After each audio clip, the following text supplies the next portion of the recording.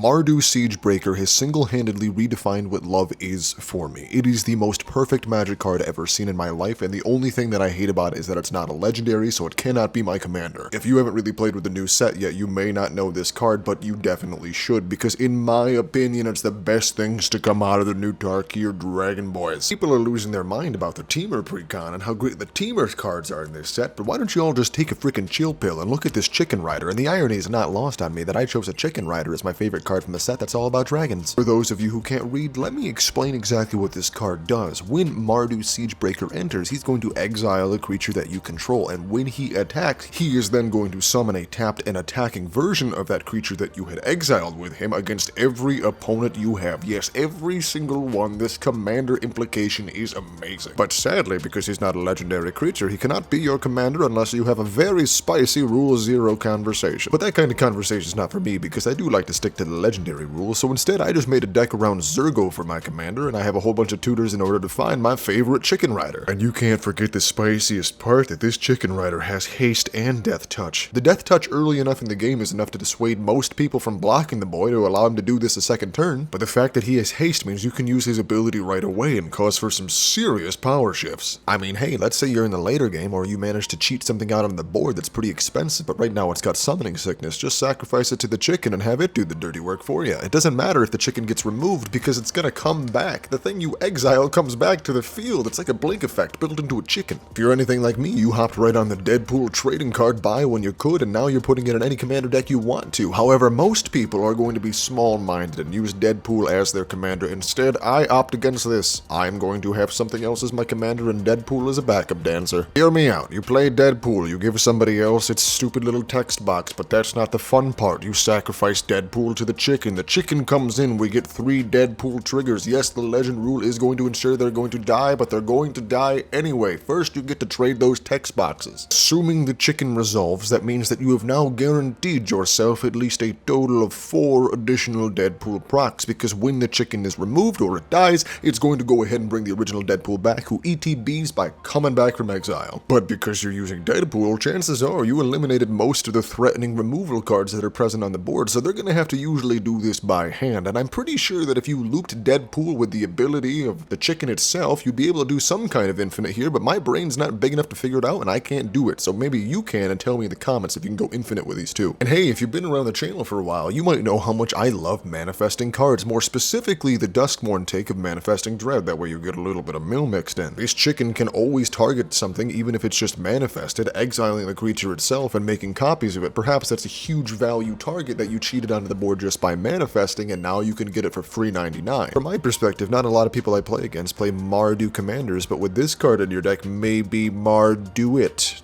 See what I did there? I'm kind of upset because when I did both of my pre-releases, I ended up being Jeskai for both of them. The first one was a choice, the second one was the last one remaining, but maybe if I knew about this card, I would have been a Mardu player. I think that I'm starting to like Mardu as a faction entirely because I've had all of these cards I've been sitting on for a very long time, but the sacrifice mechanic always felt kind of clunky before cards like this and the new Mobilize mechanic. I'm not sure if it's new, it feels new to me. So with Mobilize and Zargo being my stand-in commander because I can't have my Siegebreaker, what things complement this archetype super duper well? Well, another card that's super obvious as an include here is the Windcrag Siege, because that's just going to make your triggered abilities go off twice, meaning instead of in the previous example of getting 3 Deadpools, you're getting 6 Deadpool triggers, and that can just decimate somebody pretty quickly. Or maybe you just want to use Siegebreaker again, so you throw something in like the Jolly Balloon Man. It plays in perfectly, giving you another copy for you to wreak mayhem with, but it also has to sacrifice itself at the end step, meaning that if you have something to cash in on all these sacrifices, maybe something like Body Dropper, you can get a big boy real quick too. But perhaps you're looking for some more low value mana options in order to give yourself an early game advantage using the Siegebreaker's ability to get a whole bunch of death triggers super quickly. In that case, I'm gonna say go with the Greedy Freebooter, because that's a free treasure and you get to scry. Perhaps you're super duper spicy and you want to throw in Aurelia, the War Leader, at which point you get to banish her with the Siegebreaker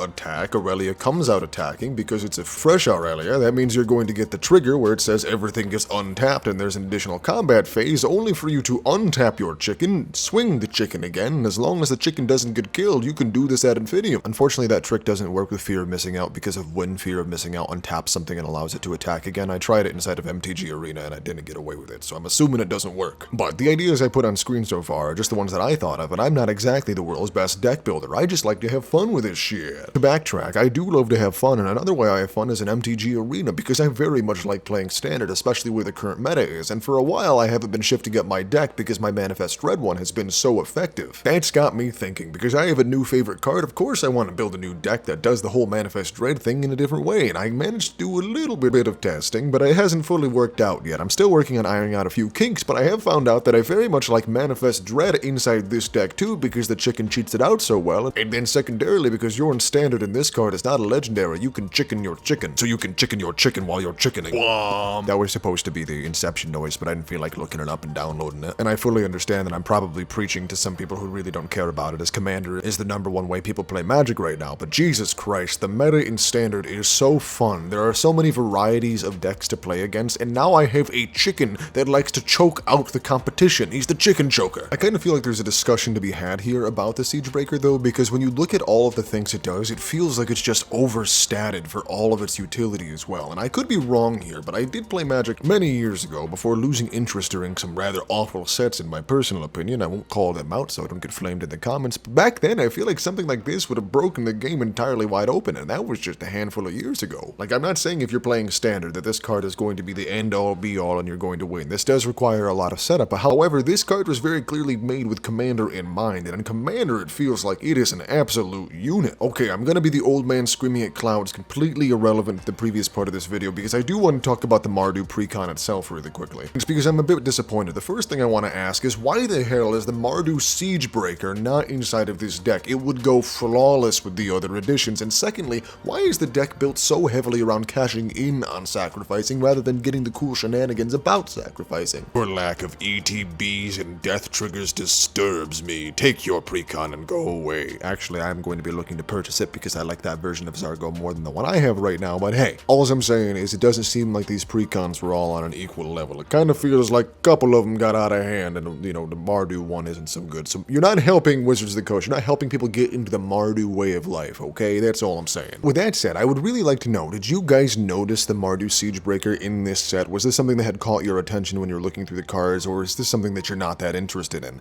Or have you thought of anything that would make the Mardu Siegebreaker even better than the scenarios I've described before? As we speak, I'm trying to find ways to make this card even better than it currently is, because it is just the most fun to me. But let me know what you have to say in the comments below. I'm always interested in your opinions. Thank you for watching. If you enjoyed the video, please subscribe. This has been Sanford Days. I'm Course, and I get everywhere. Bye-bye now.